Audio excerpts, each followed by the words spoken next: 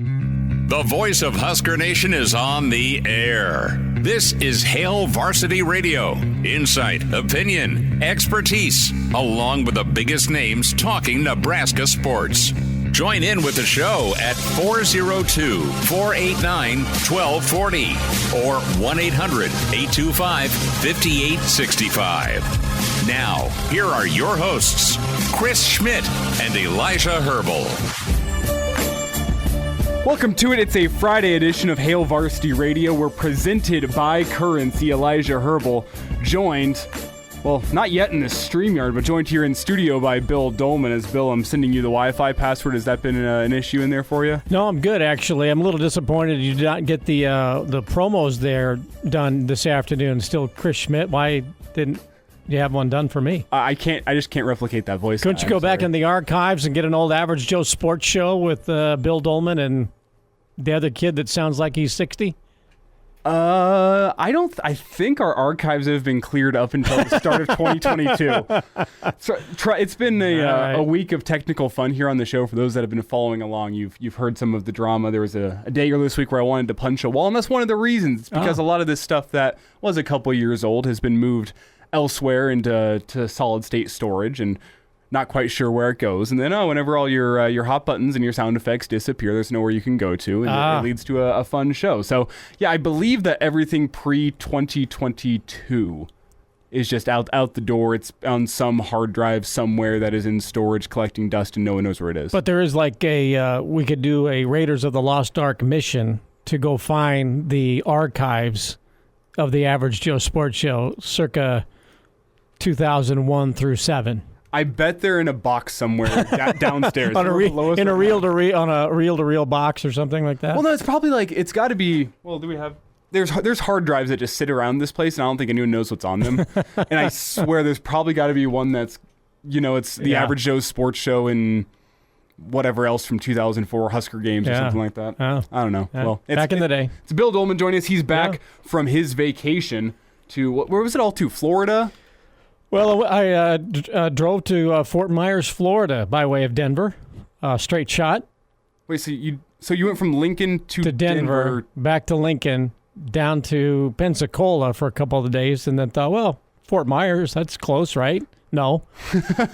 9 more hours, and then 12 hours back to Biloxi area and Pensacola and whatnot, and then drove back a couple of days ago, 15 hours to do a little work at the school. Are you tired of driving after all that? Yeah, it's been a lot of, about 6,000 miles of driving. Well, we've talked about it. It's a ways off now, so you get some time to recover. Mm-hmm. The Hail Varsity Radio road trip to the Rose Bowl in 2024. Are you in? Sure. Why not? I believe... I know with your budget, you'll be able to pay for me and my talent fee and travel expenses. Why not? What would that be? 2 six-packs? Right. It's a 23-hour road trip. Yeah. My roommate's made it in his brother's junky old 2001 Ford Focus that the windows don't roll down, the doors don't unlock. It somehow made it out to California multiple times. And they say it's not that bad with a couple of energy drinks, so I think we could handle a road trip to California. Are you going to drive out there? I mean, it sounds kind of fun, right? Just do it once. Just do it. Go see the American West. We can stop for a pit stop in Vegas, so we can do a show in Vegas, enjoy the night in Vegas, probably Friday night.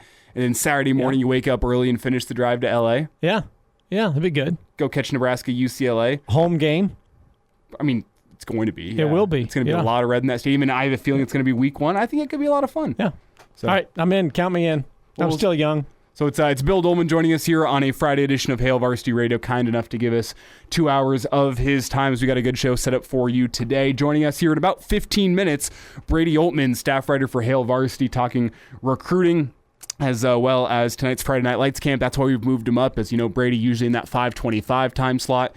With the Friday Night Lights camp coming to Memorial Stadium tonight, Brady's been moved up to 4:25, meeting our usual 4:25 guest, Jacob Padilla. He's been moved back to 5:25 as he's down in Kansas City covering the MWBC Midwest Basketball Showcase, as I know a lot of girls basketball teams from the city of Lincoln were on display there today, and he's got some boys basketball down there the rest of the weekend as well. So we're going to get Jacob's thoughts not only on some Husker basketball. Paul Mulcahy apparently getting some interest from Fred Hoiberg in Nebraska. Also, some thoughts on Jordan Larson coming back to the volleyball program and a schedule released for the Husker volleyball team here this fall. But where we started off here today is with the breaking news out of the Mountain West Conference, Bill, where I know you have some experience, some of your years working for the Mountain, as San Diego State has declared their intention. Well, kind of. It's been a convoluted situation where San Diego State, they have until June 30th to withdraw from the Mountain West Conference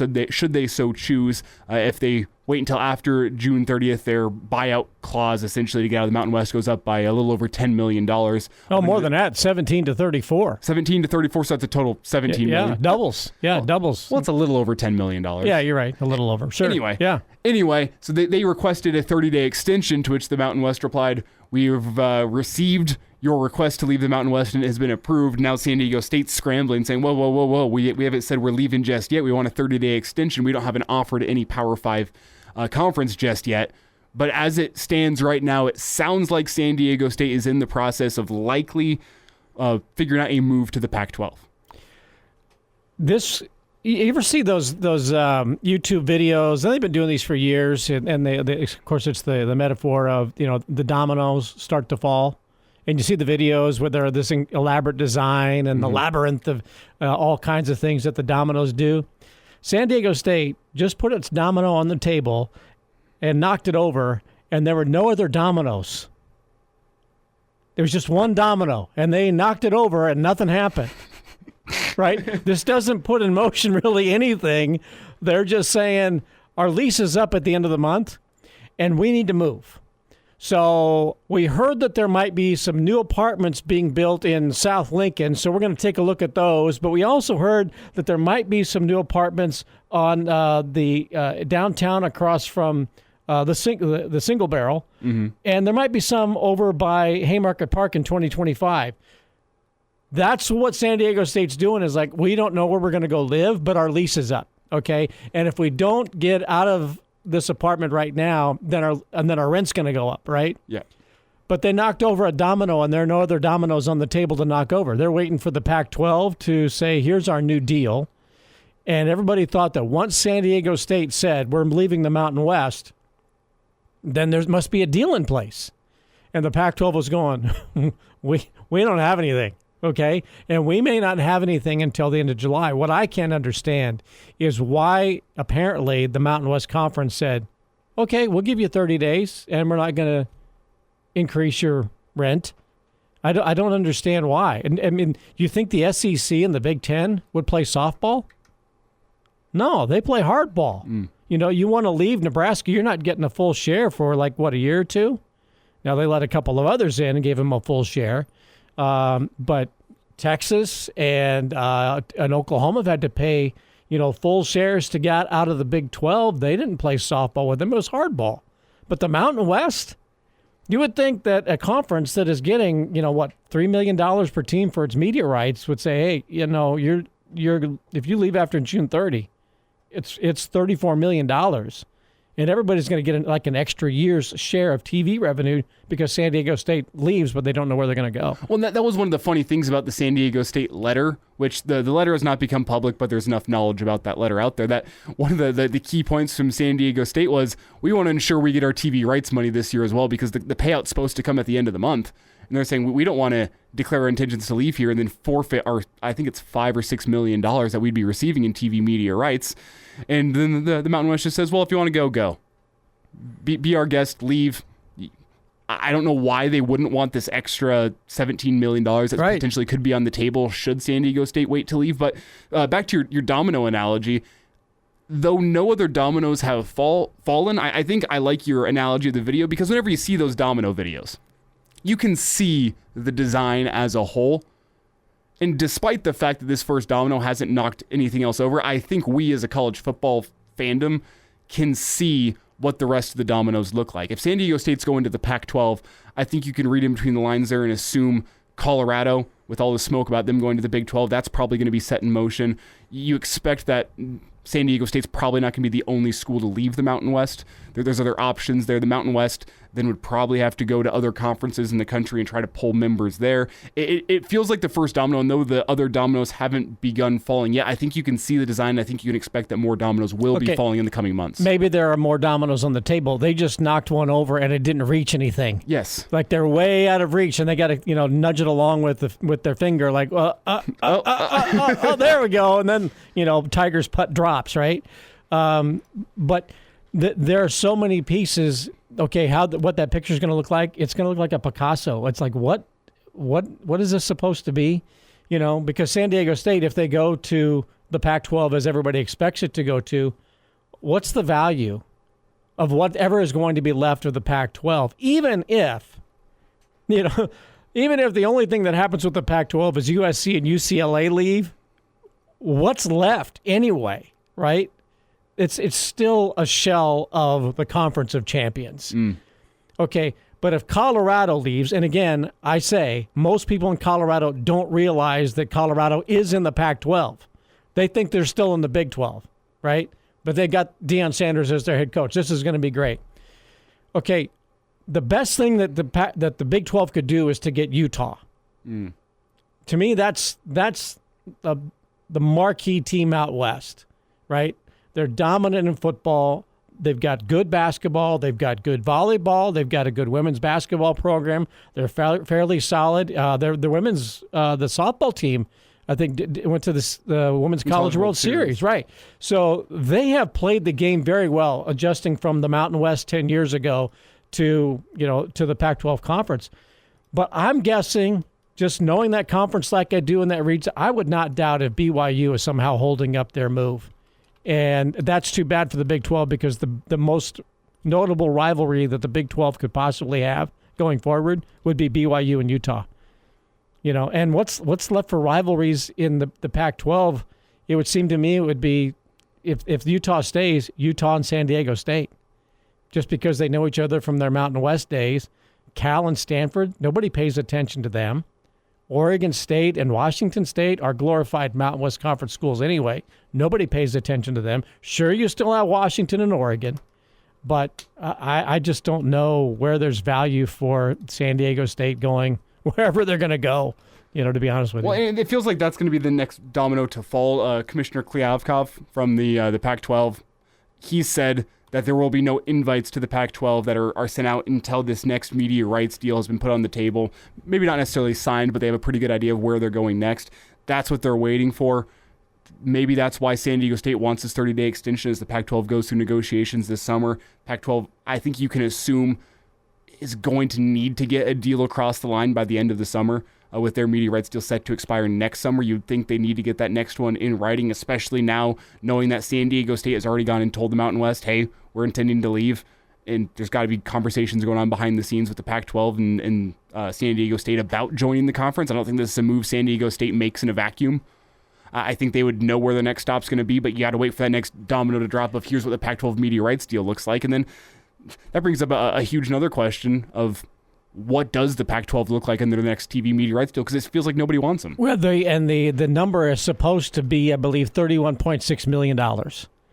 That's the number the Pac-12 was looking for to try to keep its conference together, which I think matches what Big 12 teams are going to be getting, 32 or 31.6 or $34 million, something like that. But there's no guarantee that the Pac-12 was going to be able to get that. Nobody's even whispering that they're going to be able to get that. That's why the Big 12 has kind of emerged as, the next tier below the SEC and the Big 10. They've been able to cobble together some decent money. There are no rivalries in the Big 12, though. There's nothing marquee about it. Well, how important do you think the football side of things is going to be for the Big 12 whenever you maybe think it becomes a basketball conference? That's where I was going to go next. You already have Kansas in the boat. Kansas State, they're not always great, but they've put together some good teams in recent seasons. Colorado's been on an upward trend.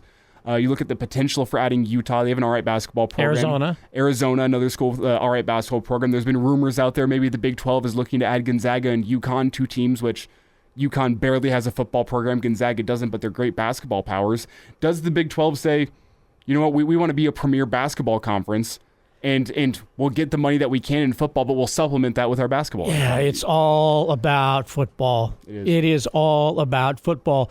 You know, as great as March Madness is, that's really all there is to college basketball. You know, football is still king. I found that out when I was in the Mountain West 12 years ago, or when all of the conference realignment started. And I've told the story many times on the show before, and for those listening for the first time, there was a period of time when it looked like Nebraska's deal with the Big Ten may not go through.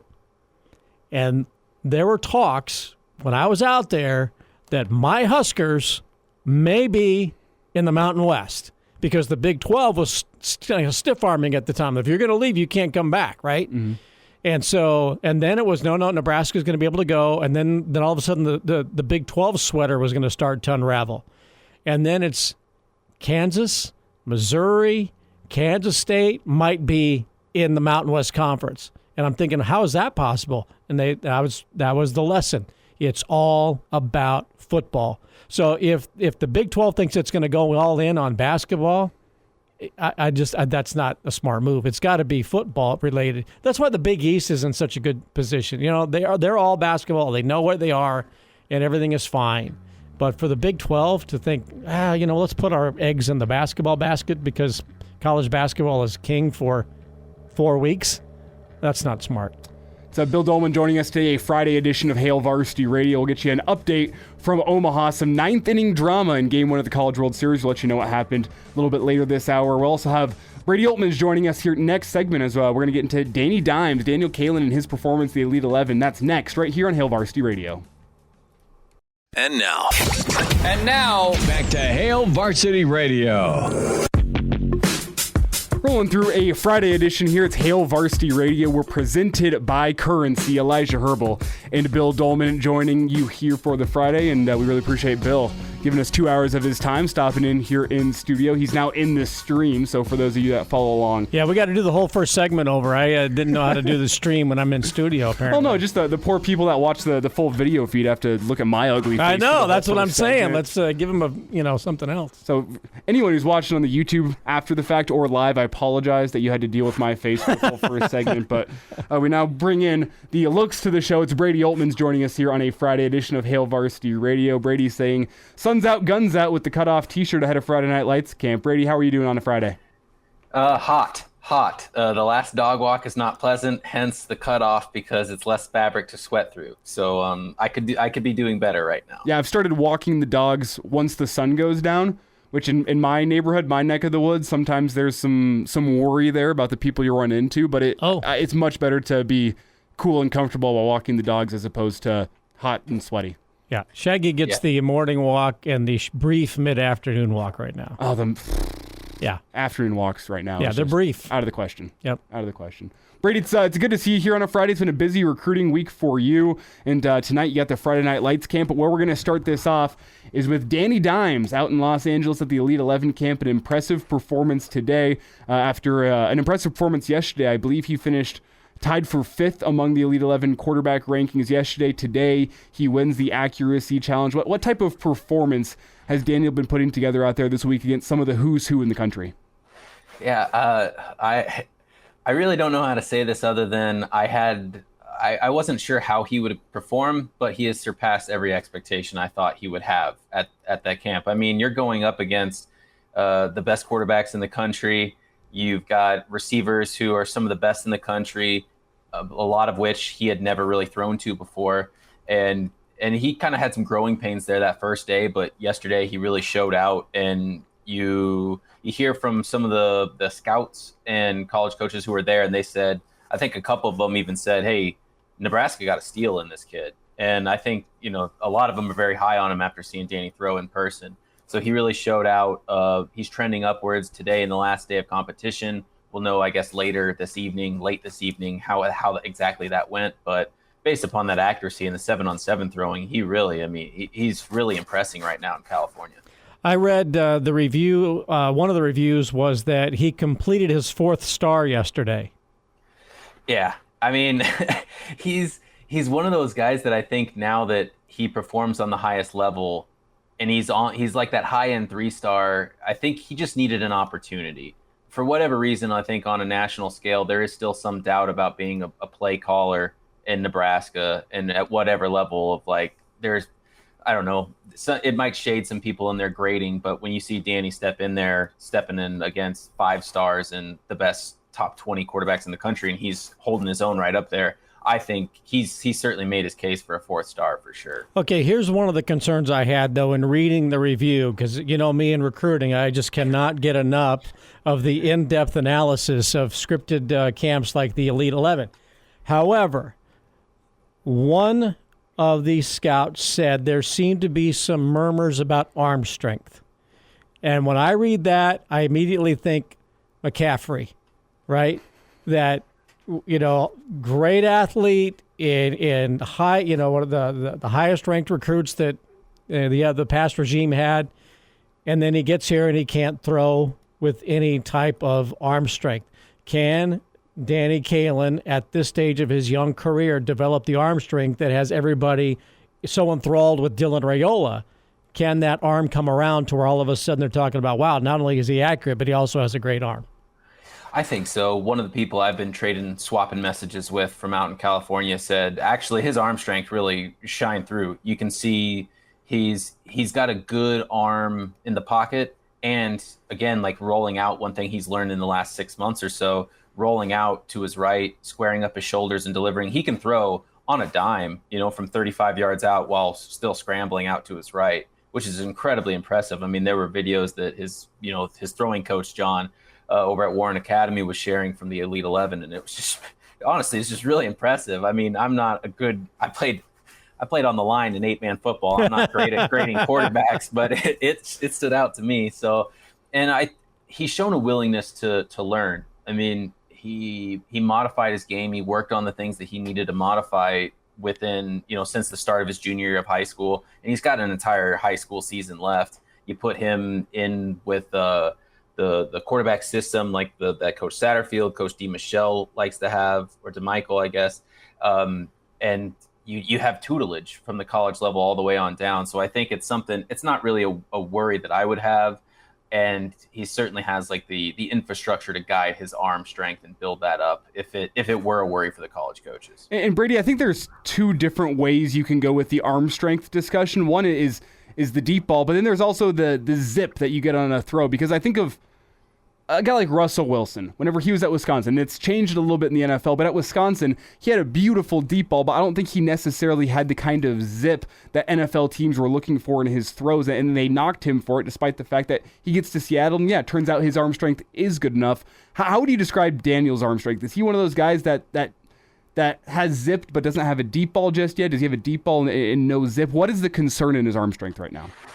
Well, a lot of those over the middle throws that he showed out this week already they stood out to me. They seemed like they had a good bit of pepper on them. And then there was that one throw that he had. I want to say it was about a 25-yard throw to the back pylon, or at least to the back end zone. And you know, a guy goes up one-handed, only to where only his receiver could get to it. I mean, I would challenge a lot of high school defensive backs, or even college defensive backs, to be able to get to that ball. Danny put it right where it needed to be, and the receiver, very talented as he was, pulled it down and stayed in bounds.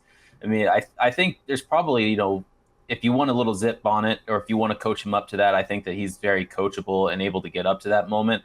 I haven't seen anything through his game right now in terms of like power, zip, velocity that you want coming out of that ball to really make me worry. You can hear it whistle a couple of times that I've been next to him and seen him throw, which is kind of I guess that's fast. So it's just another one of those things where I guess if a quarterback coach wants to, put a pin in that one and say, I'd like to see that improve, then I guess I'll take his word for it. But to me, as a very novice quarterback scout, he checks all the boxes that I've got. And I would imagine that he has checked every box that Matt Rule and everybody at Nebraska wanted out of him. He said the thing that I think has been most impressive about Kaelin, no matter what he does at these camps, the way he has conducted his business since making the decision to leave Missouri to come to Nebraska, setting the stage, of course, for Jordy Ball to transfer from Oklahoma to come play softball at Nebraska. Let's face it, he's just bringing all kinds of people with him. But, he has done such an impressive job. I think his maturity, I think it's almost like he's already a college kid. But I think that that's the thing that they really should be proud of is they've got a really high character guy in this Kaelin kid.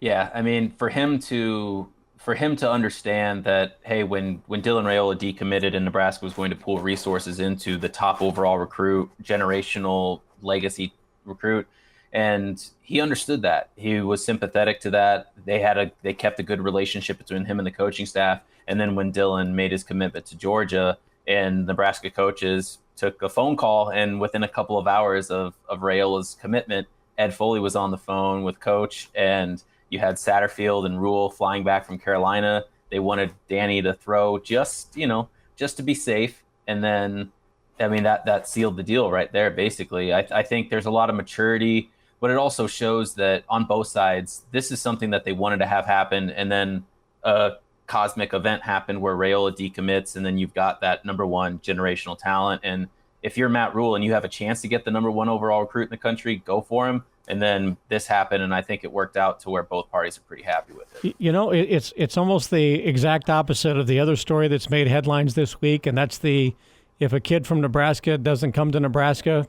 whatever legs there are to that story, and Matt Rule saying, well, if you leave, you can't come back. You know, Nebraska kind of did that with Danny Kaelin a little bit. They went after the bright, shiny object down in Arizona, and the kid said, well, if you don't want me, then I'm going to go to Missouri.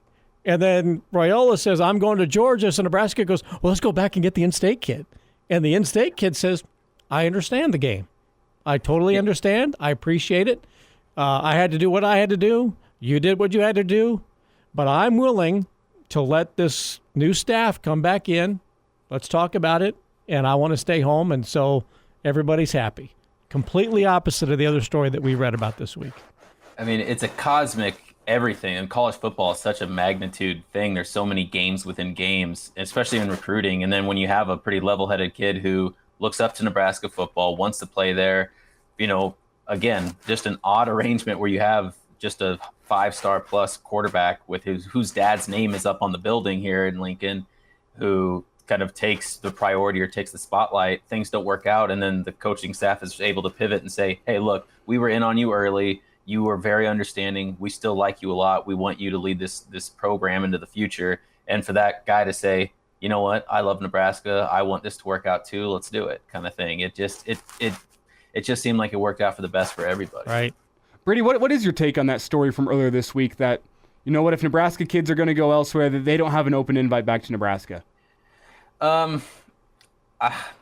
Generally, I don't buy it. The only thing that I'd have pause for is that I don't think that they'll welcome somebody back just because they're from Nebraska.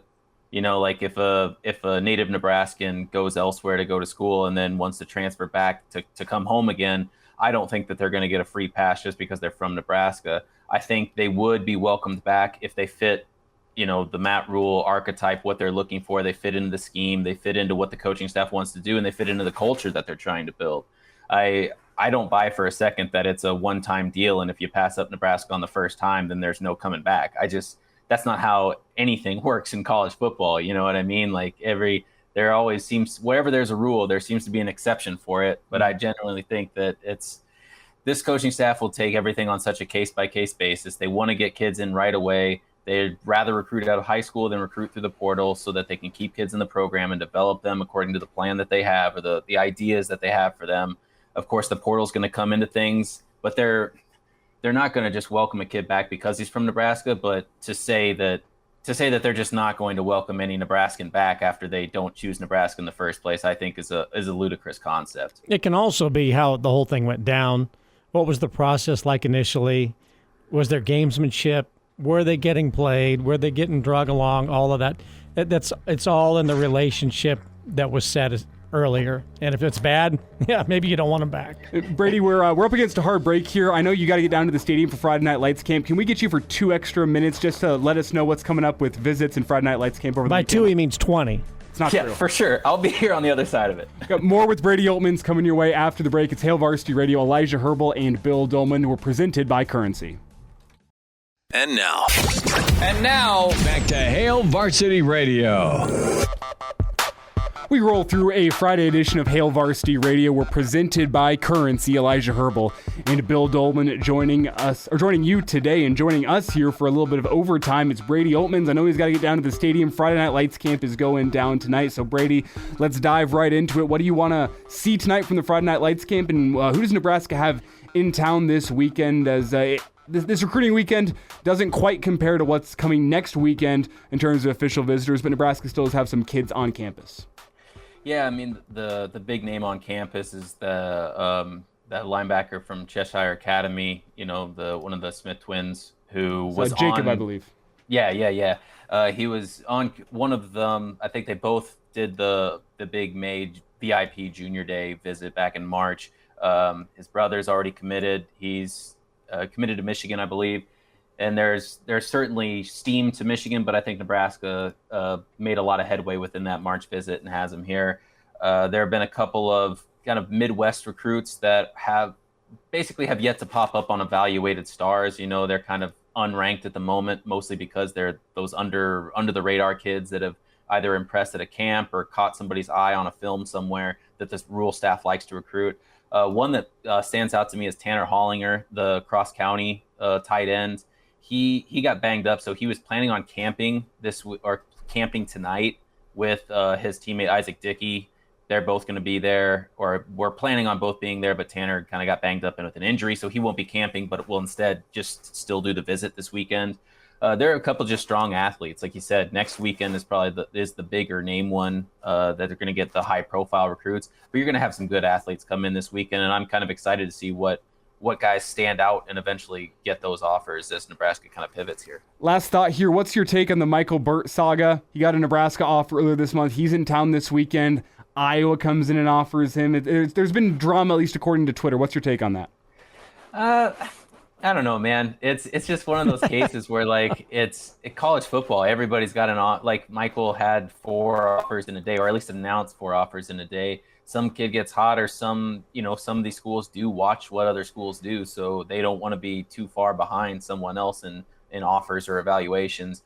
Michael's a good football player, a very promising football player. I'm kind of excited to see what he's going to do this upcoming season, and especially at the tight end position with his body. He's flexible. He's able to fit in and fill different roles at the college level and at the offense. And Matt Rule and his staff, they utilize tight ends in a bunch of different ways, and he could fit all those different ways with his size and ability. So I think there might be a little, again, college coach gamesmanship there between now and then, but at the end of the day, I mean, Michael's one of those guys that once you see him on the field, he can show his abilities and he shows his value as a college football player. More tight end talk. Does that mean that all this Georgia stuff and Carter Nelson is true?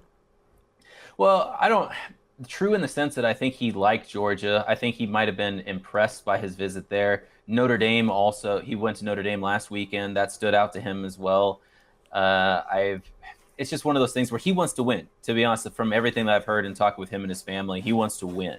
Ainsworth had never made the state playoffs before this last year. He comes from a football culture and raised around it that hadn't really won before. And Nebraska hasn't really won since, he's been a football player. So I think that stands out, but he's been to Nebraska quite a bit. He's taken multitude of visits, stopped by just, when Danny swung by before leaving for the Elite 11 earlier this month. That stands out. And then Carter will be here by the end of the month. So I think there's a little bit of smoke to the Georgia stuff in that he's just impressed by it. And who wouldn't be impressed by a 2-time defending national champion who utilizes tight ends well? But Notre Dame's got a strong tie to him. He really liked his visit there. And then I don't know, man, when you play 8-man football in Nebraska, it's tough to say no to Nebraska. You know what I mean? So there's just a lot of factors that play with him, but whoever gets him is going to get a pretty quality quarterback. You would have said yes. Had Nebraska, taking a look at you at Nelson as a lineman. An 8-man lineman out of Nelson gets a Nebraska offer. Brady Oltmans would have been there, but they just overlooked him. Well, part of the problem with Nebraska football the last 20 years. I'm telling you, if they would have been at that Red Cloud game, I would have gotten an offer by the time I got back on the bus, And I think one of the things to look at here with Carter Nelson is Nebraska's main selling point that they have over Georgia's. Nebraska's got the quarterback who won the accuracy challenge at the Elite 11 camp. I don't think Georgia can say the same. Yeah, No sour grapes there.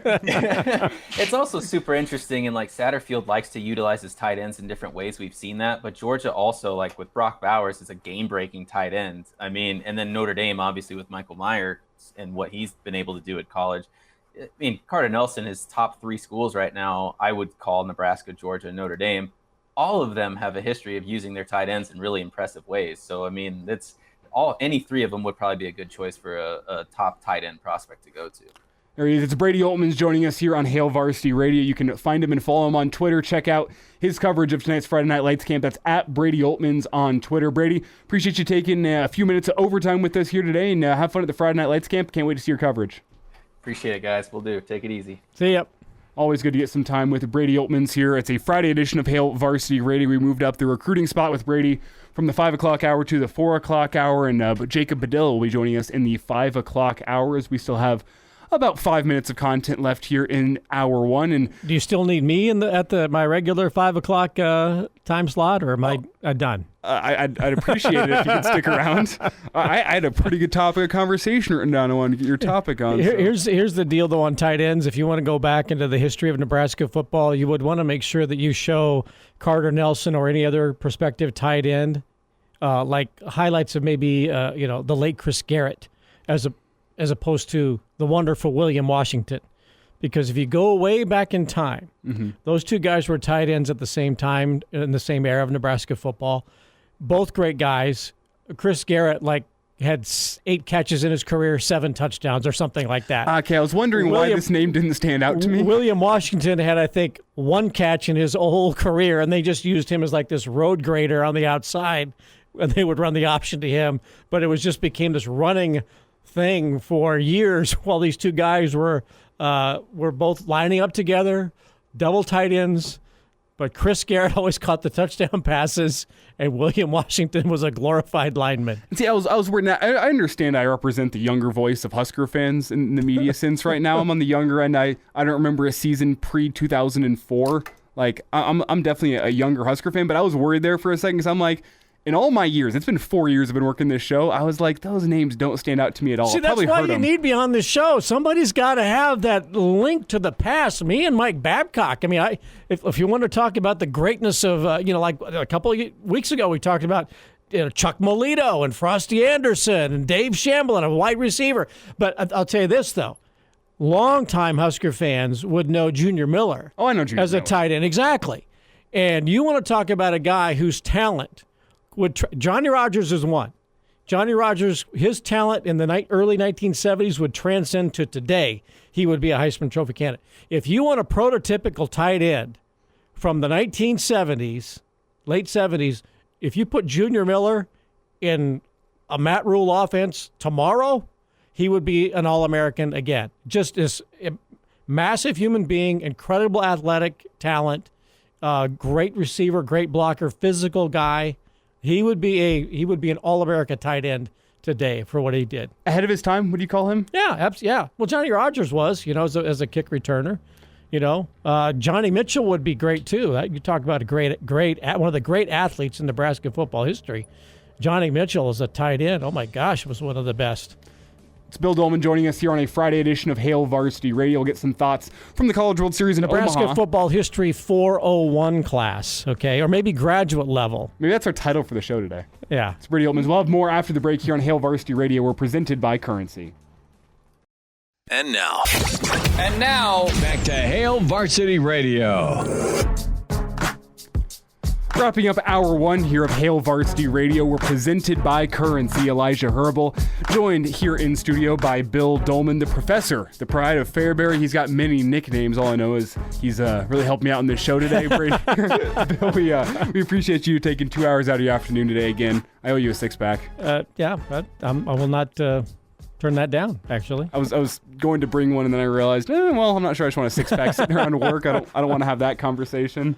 We're rolling through hour 1 here. You just heard from Brady Oltmans, a recruiting update. You can hear that in podcast form if you missed any of it shortly following the conclusion of the show, wherever you get podcasts, Spotify, Google Play, Apple Podcasts, or Amazon Music as well. You can also check out the full show in video form on the Hail Varsity YouTube page. And before we get out of here this hour, Bill, An update from Omaha, drama in the ninth between Oral Roberts and TCU. Let's take a listen to the call. This comes from ESPN's college baseball coverage as it was 1 out, top of the ninth. Oral Roberts down by 2 runners on first and second. It's whenever the 9-hole hitter steps up and creates some drama in game 1.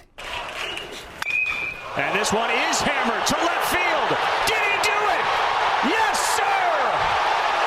Walk-off home run, the 9-hitter Blaze Brothers, and Oral Roberts rallies and wins it.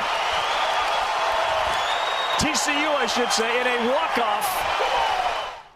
It should be noted that was not a walk-off. That was the oops of all oopses from the broadcast crew. I thought ORU was a visitor. Yeah, it was top of the ninth inning. Yeah. But they take a lead 6-5, headed to the bottom of the ninth. They would not relinquish the lead, and just like that, the College World Series off to a flying start. Oral Roberts, they're 1-0, and this is, there's a lot of great T-shirts up in Omaha this summer. I'm not sure if you've seen it. Yeah. You got the Oral Aha, which is hilarious, and then I saw our friends at Triple B Printing. They're selling one outside the stadium that says, "I'm here for oral," which I thought was quite funny. Put a smile on my face. I don't understand it, but I assume that those are very clever and witty T-shirts. Let that be a generational thing, I guess. That's a great story.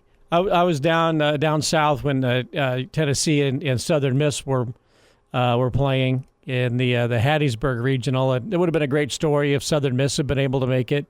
Their coach retiring, and they were in control, but Tennessee had one home run that traveled about 479 feet down there, and that kind of changed the tide for that whole regional. And Tennessee made its way to Omaha. But, Oral Roberts being there, TCU, I remember that when they were the upstart with Jim Schlossnagle as the head coach down there, and TCU was in the Mountain West and made it to the College World Series. They've got a great program going on at TCU. They'll probably bounce back and get a win. Should be pretty competitive. I think there's probably 8 teams that could win the CWS this year. That's what people come to Hail Varsity Radio for, that kind of analysis right there. But there's probably 4. I think that there's legitimately 4 strong teams that if they, we could say, yeah, I could see them winning it, And the thing about Omaha is it feels like the favorite.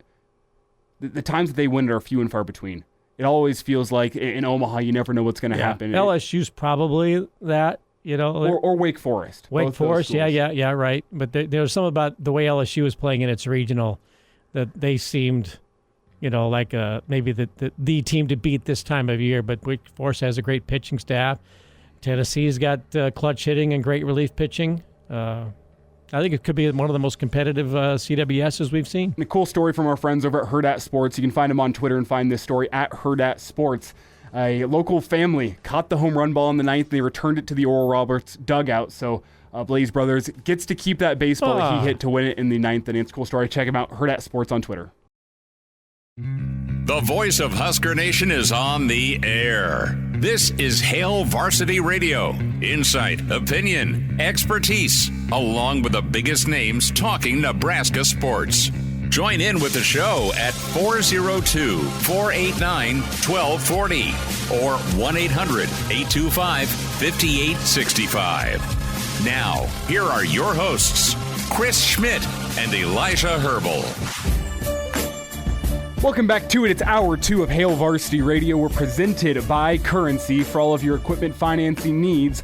Go Currency, Elijah Herbel and Bill Doleman taking you through hour 2. We've got plenty to get into here this hour coming your way. In about 20 minutes, we'll get caught up with Hail Varsity staff writer Jacob Padilla. We'll talk his weekend down in Kansas City. As you know, he's down there with our friend Mike Sauter covering the MWBC Midwest Basketball Showcase. That's a mouthful. As some Lincoln girls and boys teams in action down there. We'll get the update from Jacob on that, as well as Husker Basketball and Husker Volleyball. So Jacob Padilla joins us at 5:25. We'll also get the update on Nebraska softball's season ticket sales. A pretty monumental number of people on the wait list following the news that Jordy Ball will be a Husker next season. We'll get into that a little bit later this hour. But Bill, where we start off hour 2 is, well, it's your usual segment. Oh, okay. And how I see the Bill Doleman segment most weeks is we're just going to throw something at Bill, a general topic. We're going to have a backup plan. We're going to see what Bill has to say, take it where the conversation takes us. And if we get to our second point, we do. If we don't get to our second point, we don't. We just kind of let the conversation take it with. But that's one of the joys, and that's why the people love getting caught up with the pride of Fairbury. And the general topic that I brought up today was is actually from a stream comment a little bit earlier this week on Wednesday. It was from RI. It stands for something, I'm sure. Rhode Island. Yeah, sure. We'll go with that. RI chimed in earlier this week. If you're listening, RI, I finally got to your topic. Richie Incognito. Well, I told the poor guy on Wednesday, oh yeah, we're going to get to that in hour 2. That's a great topic for hour 2, and we don't get to it. And then yesterday I lead off the show. We're going to get into this topic. We never did. Today's the day we finally get into the topic. If you're building your ideal Husker head coach, what traits would you take from previous head coaches? Which is an interesting topic to bring up because I think the easy answer is just Tom Osborne everything. Right. Back with more right after this. What a segment we just put together, Bill. Yeah. But the angle that I want to look at this from is from what Wisconsin's been doing this offseason. Because the topic obviously came from a point of, if you're building your ideal Husker head coach, how close does that coach you have just built look to what Matt Rule is at Nebraska? And I think it's really, really interesting to look at what Luke Fickell's putting together at Wisconsin this offseason because it flies so far from what I think a lot of Wisconsin fans would put down as the traits that are important to be a Wisconsin head coach. Like in Wisconsin, what's important? You have to recruit the state well. You have to build the lines of scrimmage. You need to find your bell cow running back, and you need to ride that guy and really just beat down an opponent. That's what you want offensively. And then defensively, you want a defense that flies around, that's fast, that's physical, and most importantly is solid at the point of attack so you can shut down other Big Ten teams' rushing attacks. That's not the bill that Luke Fickell necessarily fills. In his time at Ohio State, which is his one stop in the Big Ten, it was Ohio State's worst season in 30 seasons. And I think people give Luke Fickell the benefit of the doubt on that because of his inexperience in the Big Ten at the time. It was his first time being a head coach, and it was as an interim head coach. And then he goes off to Cincinnati. And when you look at Cincinnati, he really did instill some Big Ten type tendencies into that Bearcats football team. You had Ritter, the quarterback, who gave you a dual threat option, and that really is what you built your rushing attack upon. Was the threat that the quarterback provides. You had some big physical linemen. Whenever you needed to throw the ball, you could. In that defense, I mean, they were solid at the back end.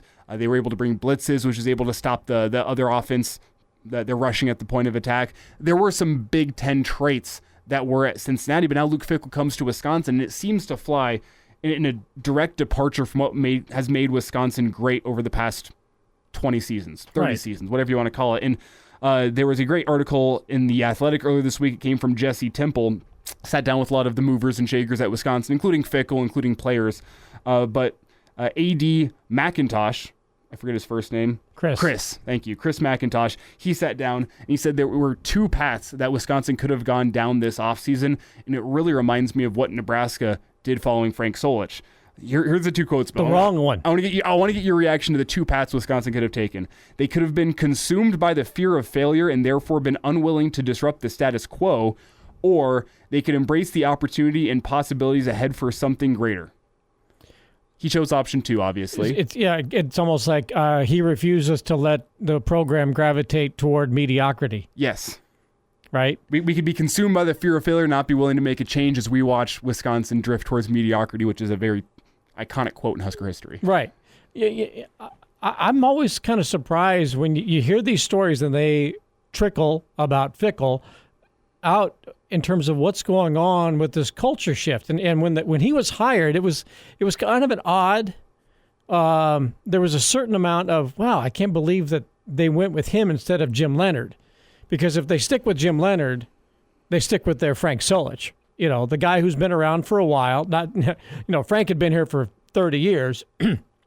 Jim Leonard had played, had been an assistant coach, had been a part of the rise and the establishment of Wisconsin football. Not just the rise. I think they had probably been on the rise before he became a player.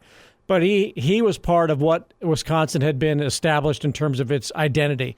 And that is, as you say, control the line of scrimmage with some really big NFL-type players, get a great running back who's going to succeed behind those big guys, solid linebacking group.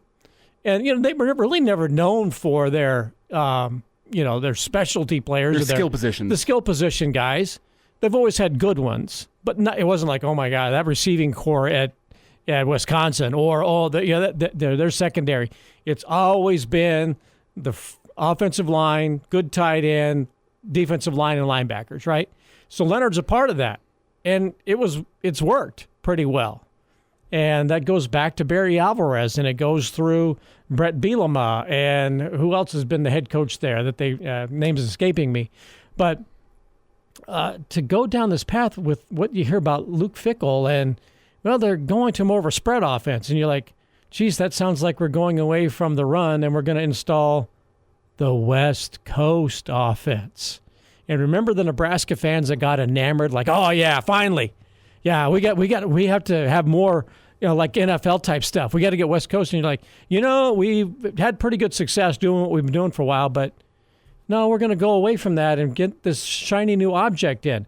And I'll never forget, we were a little skeptical about it, with all the movement and the shifts and all the, and like the first play from scrimmage in the spring game, when Bill Callahan was here, you had guys moving all over the place. It looked like, the Rockettes in New York, all these people moving and moving and moving and moving. And somebody asked him after the game, like, what was that all about? He goes, that's just window dressing. It really doesn't mean anything. But people were cheering with all the movement. That very first play from scrimmage, people at the spring game were cheering all the motion. And then Callahan comes out and says, that doesn't mean anything, right? And so you have, Fickell with some of the things like the lack of conditioning, as you were telling me, in spring, and getting away from recruiting, Wisconsin and having one signee. And you're like, man, that's just one story that each month that is just like, that's a head scratcher. That's kind of a head scratcher. Wow, I wonder how this is really going to end up working. And there were some quotes from the players in this story that I thought were really telling. One was that Luke Fickell, in his first meeting with the team after being announced, he told the team, change is inevitable in life. Growth is optional. We need to choose to grow. Which I think, it's one of those comments that, on one hand, it feels bare bones, but it isn't what Wisconsin football has been. Change isn't what has made Wisconsin great. It's been their consistency. It's been the fact that, you know what you're going to get from Wisconsin. That's going to be a strong rushing attack, and you still can't stop it. I guess. Well, it's not as though we're looking at a program that had gone from Rose Bowl games and Big Ten championship games to 7-7, 4-9, 4-9, 6-6. They've been good doing what they've done. And they had a guy that people really liked and did a pretty solid job on an interim basis. And everybody thought he's going to get the gig. And then they got, a coveted, Luke Fickell's been coveted for a couple of years. Who's going to get him out of Cincinnati? People wanted him here. Is he going to get the job at Ohio State when Ryan Day, people thought he might be going to the Bears a couple of years ago? He's getting, is he going to be the guy that Ohio State's going to bring back? And so when Wisconsin hired him, it was like, wow, yeah, they got one of the big names that's been, bandied about the last couple of years. But just the moves that have been made, it's like, yeah, we need to really go through a cultural shift at Wisconsin. Wisconsin's not a place. Nebraska's not a place where you culturally shift, right? I mean, you represent the state. You might do a cultural shift at Pitt, UCLA, or something like that, Cal. Kansas, where there's no culture, but Wisconsin's identity, even though there's a lot of the schools in the state, look, people have compared Nebraska and Wisconsin forever because of Barry Alvarez and him taking Bob Devaney's blueprint there and Tom Osborne's. There's a lot of similarities with Wisconsin football and the state culture. Well, yeah, the first problem that Luke Fickell says he identified when he got to Wisconsin was that Wisconsin played against 8-man boxes. Like the defense would come out, put 8 men in the box, and Wisconsin was one of the 3 teams in the country that faced that more than anybody else last season. That was one of the first problems he identified. I don't think that's, in my mind, ever been a problem for Wisconsin football. The fact that the opposing defense stacks the box, you just have to make them pay for stacking the box. If you can get a hat on a hat with 8 in the box. You have an efficient passing game and a big offensive line that's going to, you get 5 yards a pop or 6 yards a pop, and by the fourth quarter, as we all know around here, you run a fullback trap for 35 yards. Tom loved his passing game. It was the most efficient passing game in the Big 8. People forget that. People didn't realize that. Nebraska had the most efficient passing attack in the Big 8 for a decade or more. And you only need to throw it 15, 20 times, and then you just pound them in the fourth quarter. Beat Tennessee running the ball 22 times in the third quarter, in Tom's final game. That was, vintage Nebraska football. So what kind of coach do you build if you're trying to build the ideal Nebraska football coach, not named Tom Osborne everything? It's interesting. So the main points that I think are the ones you want to build around first is recruiting. Which coach do you think did the most solid job recruiting? I think of in-game play calling adjustments. I think of pre-game game planning, which coach did the best job making sure his team was ready to go on Saturday. And then I think about being a steward to the state. Those are the main qualities I think about in a Husker football coach. Are there any I'm missing here? I'm trying to think of something that would not, be Tom Osborne everything, because you have to have somebody who understands the state. Yes. And he did. So I'm thinking, okay, maybe of his assistant coaches. Like that would be like a Milt Tenneper, Nebraska's legendary offensive line coach. If anybody was personified, outstate Nebraska, that would be Milt, right? Frank would be the ideal, kind of coach to be identifiable maybe with Lincoln and Omaha. Certainly Dan Young, he came from Omaha West Side, and had all those relationships with Omaha coaches back in the day. So I'm thinking of, what were the characteristics of those assistants that helped mold that staff so that it kind of embodied everything and understanding the state. But, first and foremost was, I think this understanding the state is one thing, is a very important thing. But, in-game adjustments, was there anybody better, at making in-game adjustments, especially offensively, and detailing a game plan that was going to be a novel from the first to the fourth quarter, not a series of short stories, but a novel? Tom had that down to a T. That's why they dominated the fourth quarter the way they did. But, you've got to have, the characteristics. You got to have some charisma. Yeah. And Tom has the dry wit, sense of humor, the perhaps driest wit, sense of humor. But, if you want charisma, Bob Devaney had that without question. People love Bob.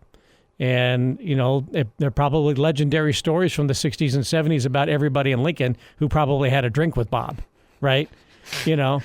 But somebody that the old Legion Club. Yeah, exactly. And could deal with the media. That probably wasn't a favorite thing. But, as you mentioned that to me, I was thinking, if there's ever been a coach that embodied charisma as a head coach, Bo Pelini. Joe Glenn. Okay. Joe Glenn, is a Lincoln native, had success at Montana, was a coach at Doane, which is where I first knew him when I was about 8 years old. But, Joe went from here to Montana, won a couple national titles there, won 2 Division II national titles at Northern Colorado, coached at Wyoming for a long time. Probably could have had the Utah job ahead of Urban Meyer back in the day, but things just didn't quite work out that happened. But you talk about a coach with the charisma that could have every other college football coach in the palm of his hand because of the way he knew how to work the room and play the piano. That's the kind of charisma that, very, very few coaches have. Do you see that with Matt Rule? Not in the same way as Joe. Joe's just a natural. I think Matt Rule has a coach's charisma. Joe just loved being, performing, and he was very unusual in that regard. But he's a Lincoln guy, would have known the state of Nebraska.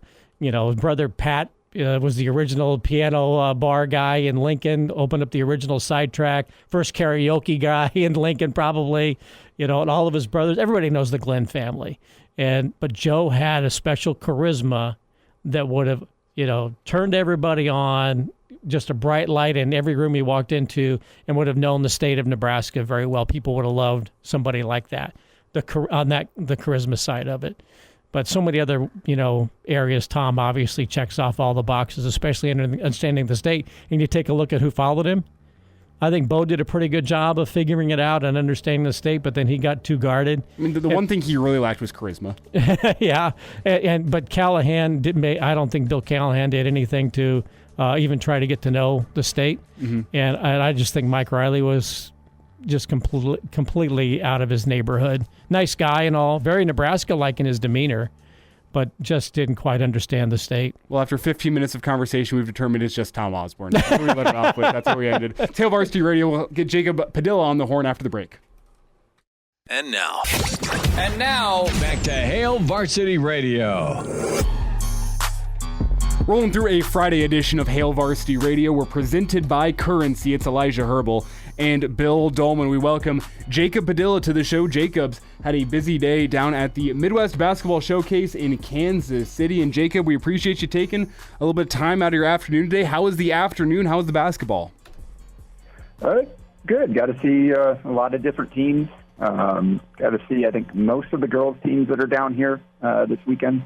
That it's going to be a little bit tougher to cover all the bases tomorrow once the boys start, but going to do our best to kind of see as many different teams as we can. So good start to the 2-day stop down here in Kansas City. I want to know the exact number of games Jacob Padilla watches during the course of a year. Exact number, Jacob. Yeah. Well, that's in the hundreds, probably between high school and AAU, and I don't necessarly track it all from start to finish. You got the college mixed in there, but I do kind of try to keep track of kind of how many like high school games I hit up in a year just to see kind of year to year how it compares. But yeah, it's definitely in the hundreds. I wonder if you combine NBA, college, high school, these AAU tournaments. I mean, a day like today where you go see 5 games. Do you think you could, in like a really good year, get above 1 per day, above 100 or 365 games in a year? I was thinking that this weekend. Well, this weekend it's only, I think, 16 because I came down here with Mike Sauter and we came for 1 day of the girls and 1 day of the boys. So kind of split it up, pick a day of each. And day includes 8 games, or 8 hours of games, I guess. I got a lot of different courts going on at the same time. But I try to kind of sit down and watch a full game to get a good feel for how the players are doing as opposed to just kind of buzzing around for something like this. Jacob, we spent plenty of time talking about what the boys' summer circuit looks like and who some of the players are to watch, but I don't think we've talked about the girls here yet this summer. What did you get to see today? Any players that Nebraska fans or people from the state of Nebraska should know before this upcoming high school basketball season? Well, I got to see future Husker Kennedy Williams put up, I think, 18 points with her mom kind of standing there along the baseline watching the game this morning. Shot the ball really well, finished at the basket. She played really well. So good to see her healthy after the knee injury that she went through that cost her so much time. Good to see her out there playing with the Silverhawks and playing really well. So, yeah, there's a lot of coaches down here. Nebraska, UNO, and Creighton all have people down here. So good to see kind of that local interest there. But just kind of bounce around. Just got to see Naomi White take over for Bellevue West. She'll be one of the top seniors in this next class here. Thunderbirds will be one of the state contenders. They didn't play great, but kind of really picked it up down the stretch where I think Naomi scored 9 straight for Bellevue West, kind of personal 9-2 run to take the lead after they had been trailing. Really athletic guard that can get wherever she wants on the court, and a really good rebounder too. So those are probably 2 of the top players that I saw. You can check out my Twitter for highlights of kind of all day if anybody wants to see some more names. You can find him on Twitter at Jacob Padilla _. And Jacob, what are you looking for tomorrow on the boys' side of things? I know these are some teams and some names that you've gotten a chance to see over the past weeks and months, but what are you going to be watching for tomorrow before we switch gears and talk some Husker basketball? Yeah, well, there's going to be a lot of teams down here. The girls thing kind of came together last minute. I Westside hopped into it, just I first heard about it a month ago, and kind of hopped in late, switched their kind of what their plan was. But we've got a bunch of teams on here: Bellevue West, Creighton Prep, Gretna, Millard North. So a lot of the top teams: Westside, Papillion Vista South, Omaha Bryan with Mari Bynum, who's really starting to blow up now. So and on and on. So there's going to be a bunch of teams here tomorrow. It's going to be tough to try to figure out, all right, who to watch when, but going good to see so many teams kind of involved in this and getting a chance to go play in front of college coaches.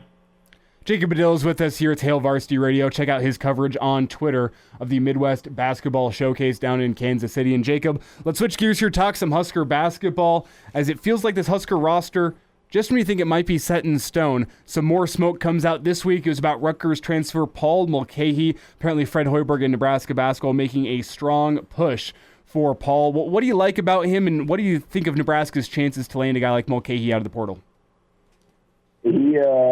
He's a very creative playmaker and a big point guard type. And we know Fred Hoiberg likes his unconventional point guards. He's a really, really good passer. I think he led the Big Ten in assists last year, played for a really good defensive team there for Steve Peichel up there. We'll see. It seems like it's going to be pretty tough with just kind of the amount of teams that are interested in him. I know Nebraska is in the mix, but I think he's talked to a couple dozen teams, it seems like, at this point. So we'll see kind of as he cuts down his list and makes visits, that's kind of when you can start to feel where Nebraska stands in this. If they get a visit, then you can start to feel that there's a chance there. But until you kind of see them show up on something like that, then I'm just kind of in wait-and-see mode. And I think we'll see Nebraska. Wouldn't be surprised if another name or two pops up at this point, just because they do have 2 open scholarships. So I would expect them to keep trying to fill those spots if somebody comes available that seems like a good fit. Although we're kind of towards the end of the period where maybe there's a few more grad transfer types that enter the portal, but I think a lot of the guys that are out there have already been out there at this point. So we'll see. Just kind of have to wait to see kind of where Nebraska's name pops up with some of these guys. Is Nebraska going to fill those 2 spots just for the sake of filling those 2 spots, in your opinion? It doesn't seem like it. With 2 spots to fill this late, we haven't seen a lot of names. I know they went after a few guys over the last few weeks or whatever that made. Obviously, Mongolian Mike was one of those that they were trying to make a push for. Paul Mulcahy now. It seems more like they're, as opposed to just trying to get bodies. I think probably Hoiberg likes kind of where he stands with the walk-ons on his team, particularly Sam Hoiberg and Kale Jacobson, like just in terms of having bodies on the team. So you only got 11 scholarship guys right now, but you feel good about those 2. So maybe you're not as worried about the depth if you don't find a guy that is the perfect fit. I don't know if they're going to take like a late 2023 kid at this point just to fill a spot like they have done in the past. Kind of seems like we would have already seen that, unless they're just trying to kind of maintain that flexibility to take advantage if somebody does pop up like a Mulcahy. But it seems like Hoiberg is kind of is okay with where he stands and the additions they've already made. It's just like if you can get another body, that would certainly help, considering some of the health concerns with the guys you already have here. Jacob, let me ask you about the vibe around the program at this point this year as opposed to where it was 12 months ago. And you had the contract restructuring, a lot of uncertainty, not a great start necessarily to the season, but the way, with injuries especially, but with the way Fred Hoiberg adjusted his lineup last year out of necessity, and the response of that team in being much more defensive-minded than offensive-minded. Then you have Tominaga becomes a second half of the season star. And then they get the boost by him, making the decision, well-advised, I believe, to come back. So when you compare last year to where this program is this year, the Alec transfer has that Greasel feel to it. Kid comes home. How much different is the program right now as opposed to 12 years ago and going into the next season? Yeah, definitely. You're starting from a different place because last year was kind of that first step at kind of establishing a foundation, something that you could build off of. The previous few years, it was not a lot of success and kind of flipping the roster for the most part from year to year.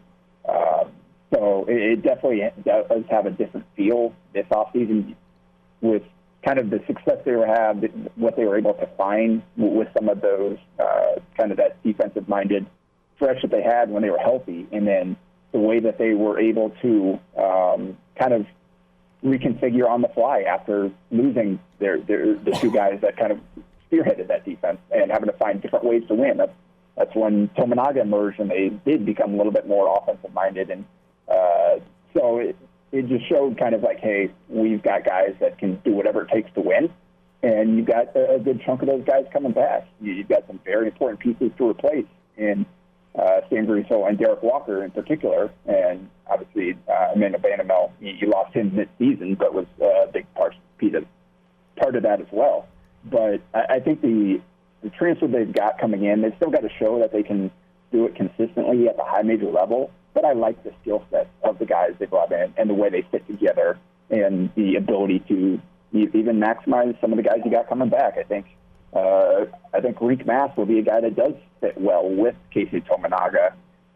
And I think he'll open up some things for a guy like Bryce Williams coming in as a transfer who is a good cutter, likes to get to that mid-range. You get him a stretch five that can space a floor a little bit more than what you had last year. Perhaps that helps Juwan Gary as well with his ability to kind of cut to the basket and offensive rebound if you've got a four spacer next to him, which Mass has the ability to be.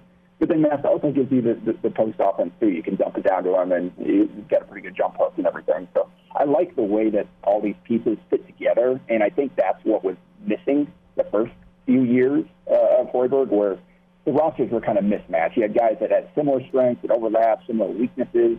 There wasn't enough shooting, wasn't enough passing, kind of guys that were unselfish. I think they've corrected that over the last year plus now to the point where you've got a team that actually looks like a team, that looks like it fits together. We'll see, are they talented enough to really make some noise in the Big Ten? That's a question that remains to be answered, but in terms of the way this team has come together, I like the fit a bit, if nothing else. I think, you mentioned the scholarships, Elijah, a moment ago. Do they need to fill them? I think the last couple of years, they would have thrown scholarships out there to anybody that would take one just to try to find somebody to fit. Now, like Jacob was saying, maybe they don't need to fill those scholarships so much like they did in the past. Jacob, we're up against a hard break here. Can I keep you for 2 more minutes on the other side to talk some Husker Volleyball? Yep, sounds good. Jacob Padilla continues after the break. And now, back to Hail Varsity Radio. Nearing the end of a Friday edition of Hail Varsity Radio, we're presented by Currency. Elijah Herbel and Bill Doleman joined here for a little bit of overtime with Jacob Padilla. It's been a day of overtime here in the 2 minutes. studios. Come on. I mean, 2 minutes, I guess. Well, we carried over with Brady for 2 minutes, which became 5. We're going to carry over for 2 minutes with Jacob, which hopefully does not become 5 for Jacob's sake. But it will.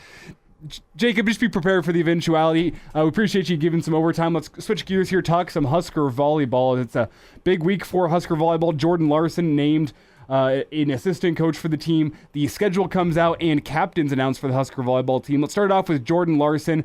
What does her return to the Nebraska coaching staff mean, not only for this volleyball program, but for the state?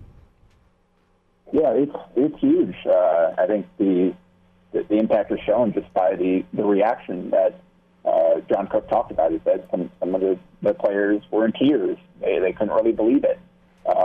And I think it's pretty cool because a lot of the returners, at least, Jordan was in the gym with them training last fall before to kind of get ready to go play overseas. So she was around the team. It wasn't necessarily actively coaching, but just her presence there, kind of working out with the team.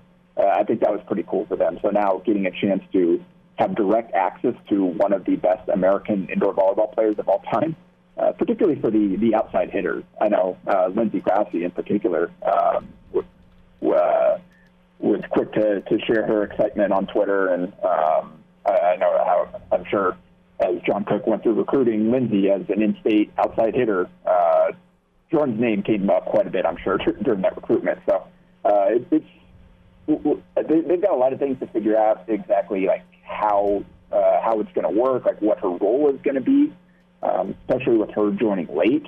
But just, I think she talked about she's going to be watching film, going to be offering tips and advice to the outside hitters in particular, but also just kind of the experience that she'll be able to talk about and kind of helping the team, the mindset, and making sure that they're in the mindset, or understanding what they need to, kind of the mindset that they have to compete at the highest level, and what it takes to succeed at that level. I think that'll be a huge factor for this team, even beyond just the technical expertise that she'll be able to provide, especially more so once she gets here. But even with kind of the technology they have now while she's overseas, sounds like she's going to be kind of watching some video and sending some tips in her free time, doing kind of multitasking a little bit. So I know John Cook has been hoping to kind of make this a reality for some time now, and just seems like everybody in the program, Jordan herself, Cook, the players, are all just really, really excited that they're able to make this work with the kind of institution of the third full-time assistant role. And what's really interesting here, I think it's flown a little under the radar, is Nebraska, with Jordan Larson, the governor. They also have Fred Hoiberg, the mayor. They're an attorney general and a sheriff away. I mean, get Peyton Manning in, and you about have a whole local government. Yeah, I forget. Weren't people giving Sam Hoiberg some kind of nickname as well, like off of his dad's? I can't remember what it was, but when he was on his run during the season. But yeah, it seems kind of filling out the whole government there in the athletic department. Sam Hoiberg could be what, the city councilman? Would work. County commissioner, city supervisor. I'm sure they gave some title to Jordy Ball to get her to come to Nebraska too. But it is amazing that program. Monarch. Yeah, that's right. Very good. It is. Well played. That program, Nebraska Volleyball, is the biggest volleyball brand in the world, and for them to get, you mentioned the greatest, American indoor player, she has to rank amongst one of the greatest volleyball players ever, on the globe.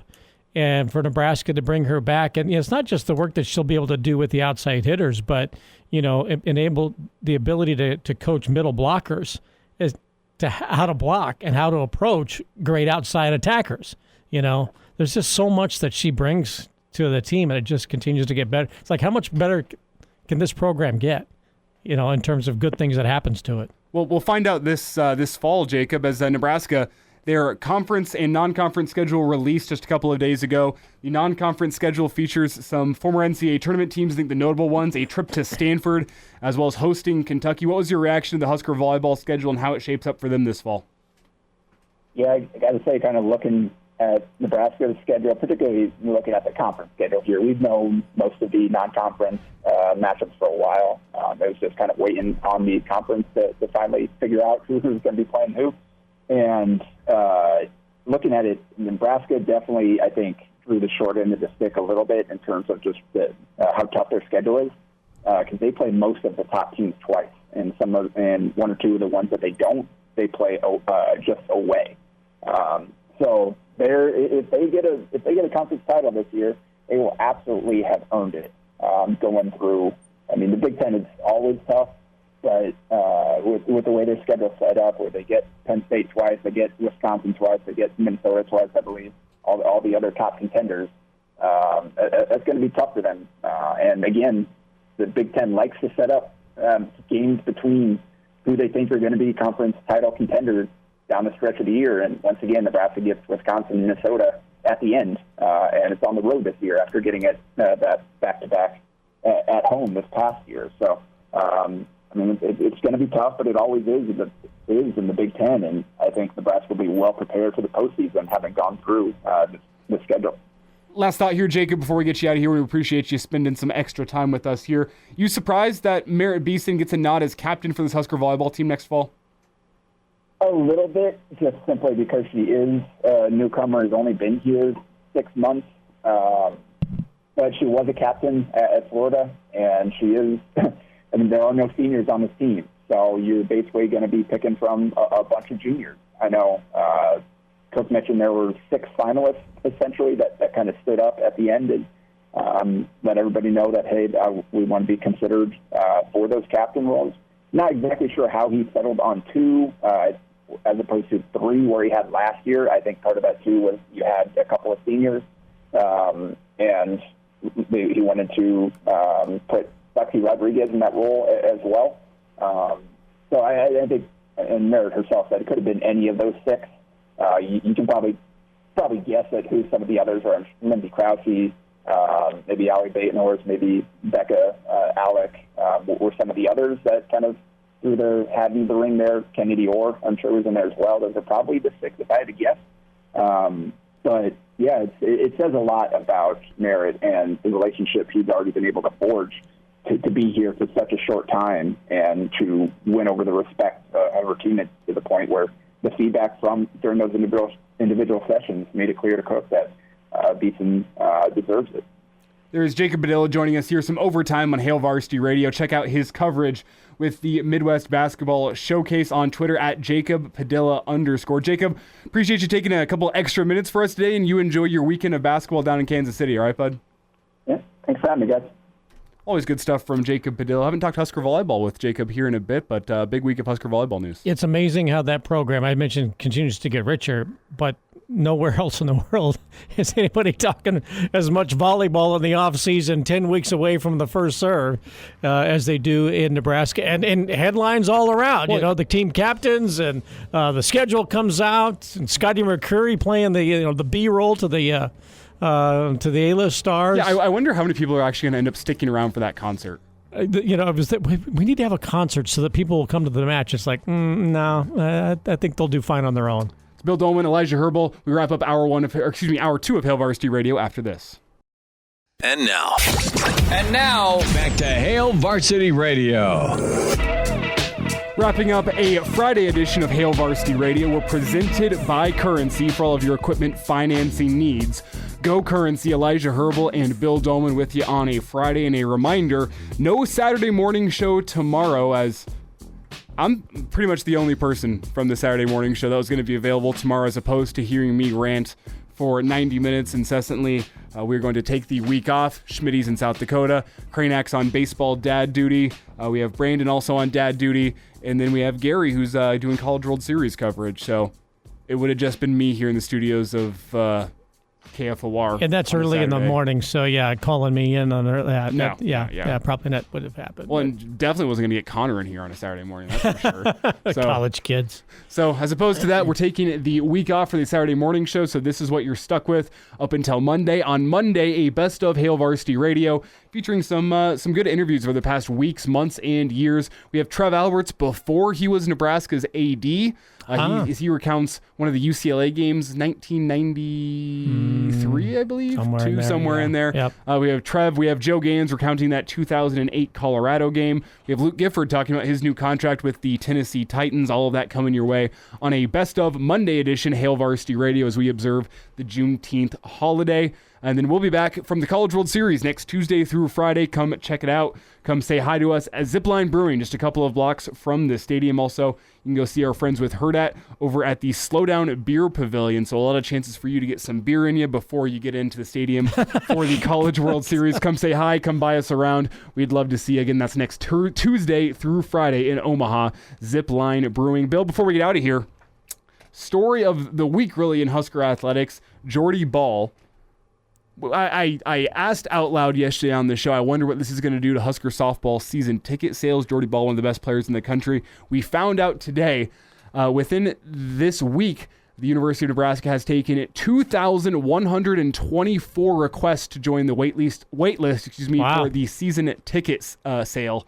That is compared to a total of 365 season ticket holders from last season. And I understand that they're going to bump Scotty McCreery off the volleyball day billing, and they're going to play a softball game at Memorial Stadium on August 30th as well, right? You could probably do it. Would be a shallow, it depends. If you have home plate by where the tunnel walk currently is, not the new location, you'd have a short porch to left. So you'd probably reverse it. You'd go where the new tunnel walk is to have the short porch to right.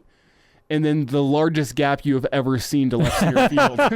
You could fences aren't that. You could probably have home plate like on one sideline and an outfield fence on the other. What's the fun in that, though? Well, and if Jordy Ball is pitching, who's going to hit a home run anyway? Why do you have to worry about the fences? Well, I think it'd be really fun to have like what would that be? Like a 500-foot fence in left center field.